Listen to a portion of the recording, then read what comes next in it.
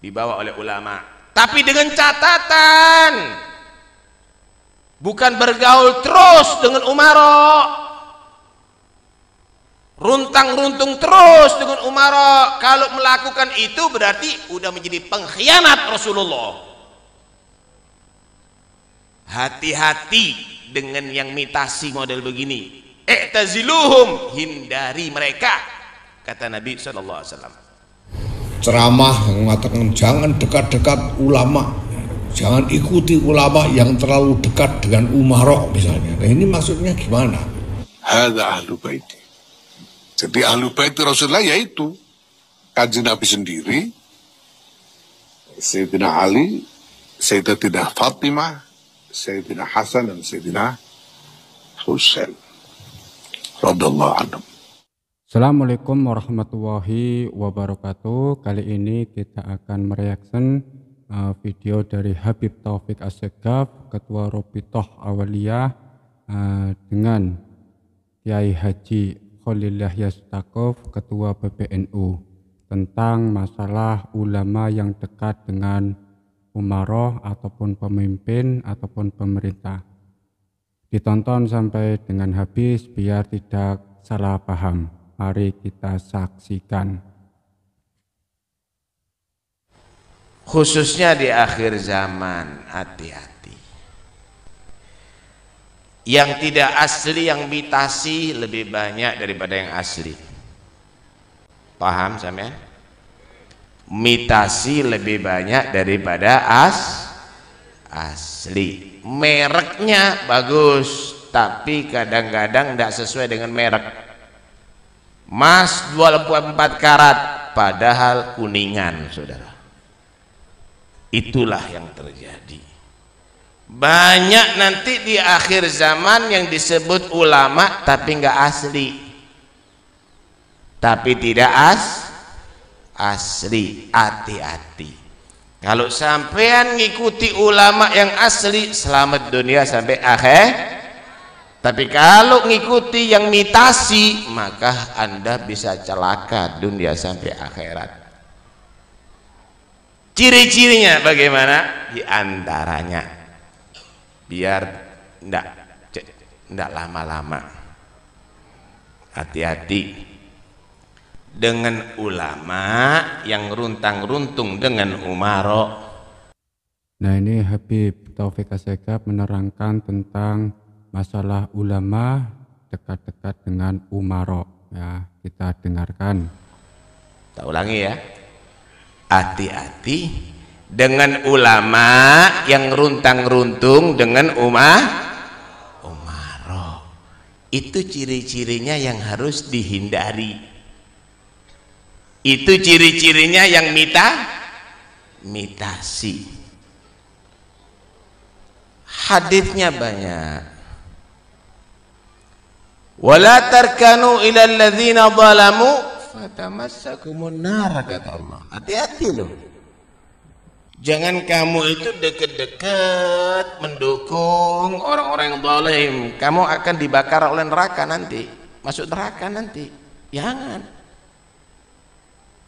Siapa orang yang zalim? Bukan hanya orang yang zalim itu adalah orang yang ngerampas harta aja. Orang yang zalim itu diantaranya yang paling zalim ada dua.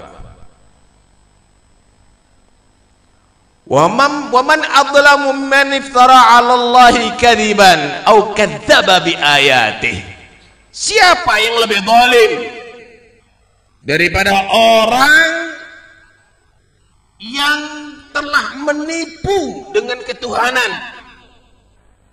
Tuhan dibilang patung, Tuhan dibilang manusia, mensyirikkan Allah. Siapa yang lebih zalim daripada itu? Siapa yang lebih zalim daripada orang yang membuat kebohongan terhadap ketuhanan? Wa kadzdzaba bi ayatihi, dan membohongkan ayat-ayat Allah. Dibilang ayat Allah itu bohong, penista Al-Quran. Siapa yang lebih zalim daripada itu? siapapun yang berbuat zalim dan membantu kezaliman, innahu la yuflihudz zalimun, orang yang zalim tidak akan menang, tidak akan sukses, jatuh, kalah. Kenapa? Karena berhadapan dengan Allah Rabbul Alamin. Hati-hati, jangan main-main. Hati-hati, jangan main-main. Ada satu hadis Nabi sallallahu alaihi wasallam bersabda, sayati min ba'di umara yazlimun wa yakdzibun faman saddaqahum bikidbihim wa anahum ala dhulmihim falaysa minni walastu minhu walam yarid alayyal haud. Akan datang nanti setelahku pejabat-pejabat yang mereka bohong, mereka berbuat kezaliman, maka siapa yang membenar-benarkan atas kebohongannya tetap aja jadi jurukamnya. Siapa yang membenarkan atas kebohongannya, siapa yang membantu atas kezalimannya, maka dia bukan golonganku dan aku tidak mau bergabung dengan dia dan tidak akan sampai ke telaga haudku nanti di hari kiamat. Nggak direken sama Nabi dari kiamat. Nggak mau Nabi ngasih air telaga haud. Benci Rasulullah sama orang demikian. Hati-hati Ustaz ya. Hati-hati.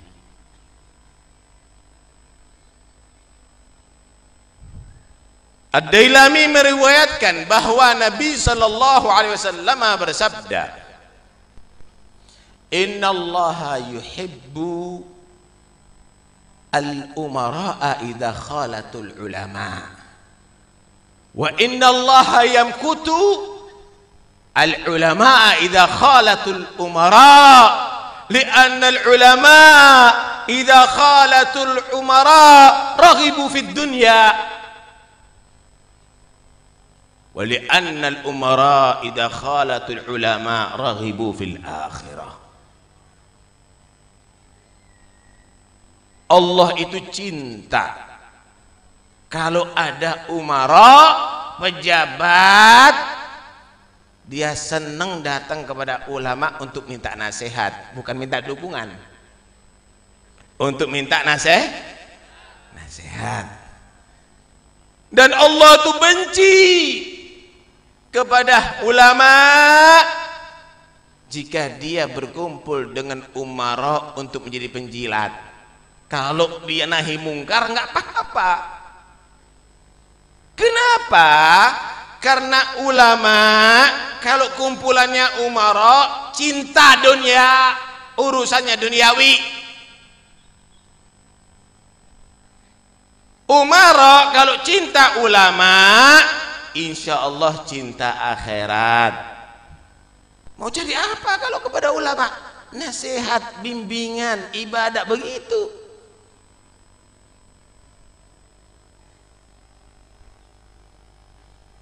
Al-ulama umana'ur rasul ma lam yukhalitus sultan fa idza fa'alu dzalik faqad khanur rasul fahdharuhum wa'taziluhum, kata Nabi. Ulama itu adalah pembawa amanat Rasulullah, ilmunya Nabi, syariatnya Nabi dibawa oleh ulama, tapi dengan catatan bukan bergaul terus dengan umara, runtang-runtung terus dengan umara. Kalau melakukan itu berarti udah menjadi pengkhianat Rasulullah. Hati-hati dengan yang mitasi model begini. I'taziluhum, hindari mereka, kata Nabi sallallahu alaihi wasallam.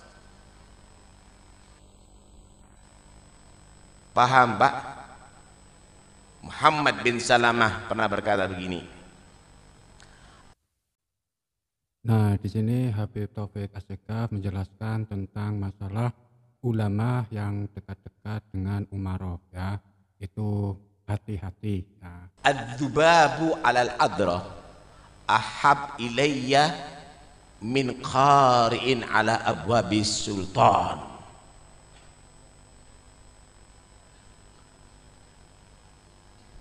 Kotoran kalau dirubung sama laler, jijik apa enggak sampean? Jijik apa enggak? Laler kok ngerubung kotoran, kata Muhammad Salamah, lebih menjijikkan kalau ulama ngerubung umarau. Karena itu kalau ingin menjadi pembawa amanat Rasulullah, ingin Anda menjadi ulama pilihan Allah, maka jangan ikut-ikut. Selamatkan diri Anda. Yakinlah kalau Anda dekat dengan Nabi akan mulia dunia akhirat. Karena tidak ada kemuliaan kecuali milik Allah dan Rasulullah dan orang beriman. Walillahil izzatu wa lirasulihi wa lil mu'minin. Siapa mencari kemuliaan dari selain Allah dan Rasulnya akan menjadi terhina dunia sampai akhirat. Paham? Paham, Pak? Wassalamualaikum warahmatullahi wabarakatuh. Ada lagi isu tentang isu yang nadanya itu seperti merendahkan atau menganggap hina, menganggap jelek umarok. Ya, belakangan ini saya kadang dengar juga ada ceramah yang mengatakan jangan dekat-dekat ulama, jangan ikuti ulama yang terlalu dekat dengan umarok misalnya. Nah, ini maksudnya gimana? Maksudnya gimana? Lah nanti kalau umaroknya ternyata ulama juga gimana? Karena dulu itu ya umarok itu ya ulama, bahkan di dalam wawasan keagamaan klasik yang kita miliki, syarat menjadi umara itu harusnya ulama itu. Imam itu harus mujtahid. Lah kalau ulama-ulama ini tidak boleh dekat dengan umara itu, terus bagaimana? Ya, justru diperlukan peran ulama khususnya dalam konteks Indonesia ini, peran ulama untuk menjembatani antara masyarakat, rakyat, warga masyarakat itu dengan umat. Nah, ini tentang penjelasan dari Kiai Haji Khalil Yahya Stakuf, ya, Ketua Umum PBNU. Nah, itu menjelaskan tentang masalah ulama dengan umaro, ya. Itu sangat penting sekali. Yang tidak boleh itu kan kalau ada sultan zolim, lalu ada ulama yang datang kepada sultan zolim itu untuk kepentingan pribadinya sendiri, itu yang tidak bagus. Ya. Ya. Tapi Nahdlatul Ulama ini jamaiyah, ini bukan pribadi-pribadi, jamaiyah. Kita punya tanggung jawab riayah kepada umat. Ya. Wah, jadi nanti dikampanyekan kiai-kiai NU tidak boleh diikuti karena dekat dengan umarok. Gimana ceritanya ini? Ini tidak benar sama sekali. Bahkan Nahdlatul Ulama dan ulama-ulamanya berkewajiban untuk tidak jauh-jauh baik dengan umarok maupun dengan ro'iyah, karena dua-duanya merupakan bagian atau lingkup dari tanggung jawab ulama untuk mengasuh masyarakat secara keseluruhan. Nah, ini penting ditegaskan ya. Jadi omongan yang mengatakan ulama yang dekat-dekat dengan umarok harus dijauhi itu tidak bisa diterima. Ya, nanti Bib Ali tolong salam saya kepada Bib Taufik Asegaf ya. Jadi tidak bisa begitu itu. Lah kalau sekarang NU tidak boleh dekat-dekat umarok, gimana ini? Ada urusan rakyat yang harus dikomunikasikan dengan pemerintah. Kita tidak boleh dekat-dekat. Kalau dekat-dekat nggak boleh diikuti. Ini gimana ceritanya? Nah kalau kepengen dekat juga yang lain, mari saya antarkan, tidak apa-apa.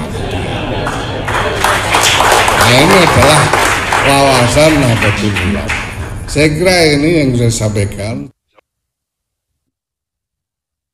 Nah itu tadi penjelasan dari Kiai Haji Yahya Khalil Stakuf, Ketua PBNU dari masa khidmat itu 2022 sampai dengan 2027. Ya, itu membantah ataupun meluruskan ceramahnya Habib Taufik Assegaf tentang ulama yang dekat pemimpin ataupun pemerintah, ini maksudnya apa atau gimana ya.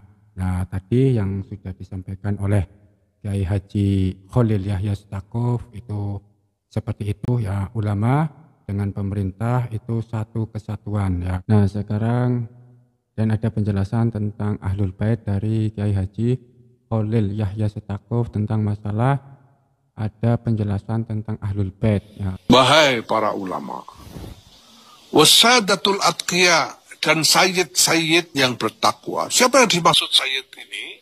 Sayyid ini maksud sayyid adalah dzurriyyatu Rasulullah sallallahu alaihi wasallam. Memang ada dari dulu, kita semuanya mengaku, para ulama kita ada dzurriyyah Rasulullah sallallahu alaihi wasallam. Ya, siapa mereka itu? Saya mendapat keterangan dari Sayyid Syekh Kiai Maimun Jubair tentang hal ini. Saya sudah pernah sampaikan, ada di YouTube sudah itu, saya lihat tempo hari itu. Jadi ada Ahlu Bait Rasulullah, ada Alu Rasulullah, ada Dzurriyyatu Rasulullah, ada Itratu Rasulullah. Ya, Ahlul Bait Rasulullah itu siapa? Ahlul Bait Rasulullah itu ya jadi pada ada satu riwayat Rasulullah pada satu ketika melingkupi dengan selendang ya, beliau bersama Sayyidina Ali, Siti Fatimah, dan dua orang putra mereka Hasan dan Husain. Dan Rasulullah mengatakan, hadza ahlu baiti. Jadi ahlu baiti Rasulullah yaitu Kanjeng Nabi sendiri, Sayyidina Ali, Sayyidatina Fatimah, Sayyidina Hasan, dan Sayyidina Husain radhiyallahu anhum. Itu ahlu baiti Rasulullah SAW, sebagaimana yang dinyatakan sendiri oleh Rasulullah SAW. Nah kemudian ada Alu Muhammad. Menurut Kiai Maimun Jubair, Alu Muhammad ini adalah dari Bani Hashim. Itu semuanya Alu Muhammad, Bani Hashim dan Bani Abdil Muttalib. Ini Alu Muhammad. Ini termasuk Sayyidina Abbas dan keturunannya, ini Alu Muhammad. Sepupu-sepupunya Kanjeng Nabi dan lain sebagainya. Ini Alu Muhammad. Ya tentu saja yang mukmin ya. Abu Lahab gak termasuk ya. Yang mukmin Sayyidina Hamzah itu Alu Muhammad. Keluarga dari Bani Hashim dan Bani Abdul Muttalib. Kemudian ada Dzurriyyatu Rasulullah sallallahu alaihi wasallam. Siapa Dzurriyyatu Rasulullah ini? Siapa saja yang lahu nutfatun nubuwah. Siapa saja yang punya garis keturunan baik dari laki-laki maupun perempuan, itu Dzurriyyatu Muhammadin sallallahu alaihi wasallam. Kita tahu bahwa kalau yang diklaim sebagai keturunan Nabi yang terkenal sekarang ini adalah dari keturunan Sayyidatina Fatimah. Ya itu berarti perempuan. Yang dihitung itu dari nasab, dari jalur perempuan. Ya. Makanya nggak dibilang apa namanya Dzurriyyatu Ali, nggak dibilang Dzurriyyatu Ali karramallahu wajhan, Dzurriyyatu Muhammad, walaupun dari perempuan Siti Fatimah. Dan putra Siti Fatimah yang kemudian punya keturunan itu bukan cuma Sayyidina Hasan dan Sayyidina Husain, ada yang lain, ada Ummu Kulsum dan lain-lain. Yang punya keturunan juga. Kemudian Kiai Maimun juga menyebut Siti Ruqayyah dan Siti Zainab itu juga ada keturunannya. Ini semuanya zurriyatul Rasulullah. Baik dari jalur laki-laki maupun perempuan. Ya, makanya saya katakan bahwa kiai-kiai di Nusantara ini insya Allah zurriyatul Rasulullah semua gitu. Karena dari dulu ada tradisi campur yang tidak karu-karuan. Sudah tidak ada lagi parameter bahwa laki-laki perempuan dari Bani Hashim atau Bani Mustafa di Nusantara atau Bani Abdul Muthalib di Nusantara ini, perempuannya harus menikah dengan laki-laki dari Bani Hashim juga. Itu dalam tradisinya tadinya tidak ada di Nusantara. Kenapa lah orangnya belum banyak? Nah sekarang kalau ada Bani Hashim punya anak perempuan mau dikawinkan dengan Bani Hashim laki-laki sudah tidak ada lagi, ya terpaksa dikawinkan orang Jawa. Dikawinkan sama orang Sunda, orang Minang dan lain-lain. Jadi ini udah campur. Tapi semuanya dari keturunan itu memiliki nutfah nubuwah, ini yang semuanya berada disebut sebagai zurriyatu Rasulullah SAW. Itu sudah biasa dari dulu, itu campur karuan. Ya makanya juga jadi saya sempat pernah mengulas tentang nggak usah baca-baca lah soal ini, pokoknya tahulah ini Sadatul Atqiyah ini yang maksud adalah itu. Kemudian ada itratu Rasulullah SAW, karena Rasulullah bersabda atarabtu lakum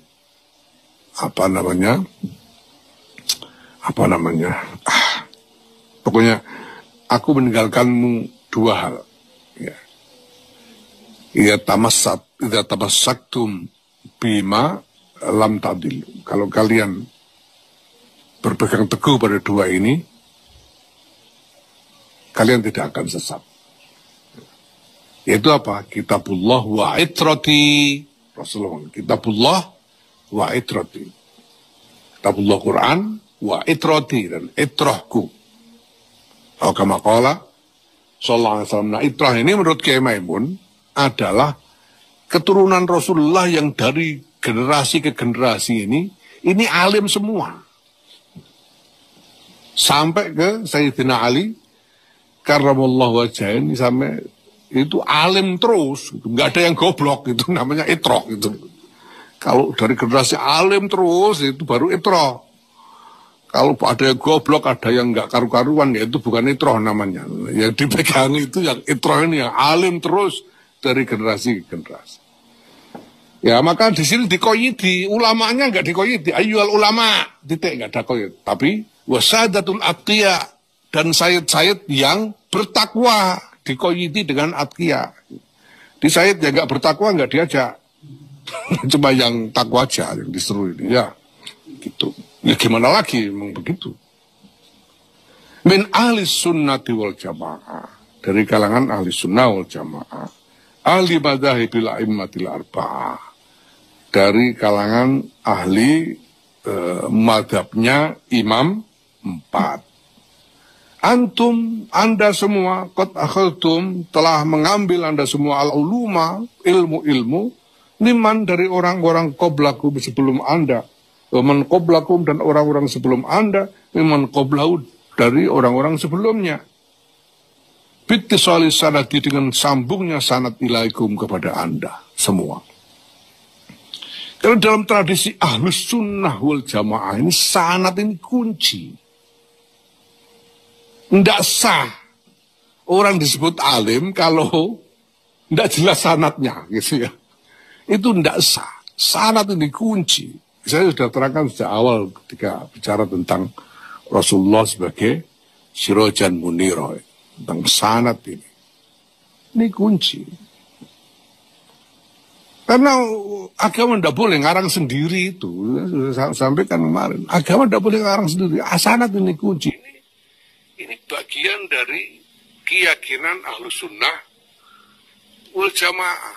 Dan ulama Ahli Sunnah yang dianggap termasuk dalam ulama Ahlus Sunnah wal Jamaah ini, ulama yang punya sanad. Demikian video tentang masalah ulama ya yang dekat dengan umroh, seperti yang tadi sudah dijelaskan oleh Kiai Haji Khalil Yahya Stakuf. Semoga para penonton ya, saudara-saudaraku itu jelas semuanya ya. Saya dukung pemerintah, saya dukung ulama Indonesia Nusantara, dan saya dukung ulama ya. Kami cinta ulama. Semoga apa yang dijelaskan oleh Kiai Haji Khalil Yahya Stakuf semoga bermanfaat bagi kita semua. Wassalamualaikum warahmatullahi wabarakatuh. Merdeka!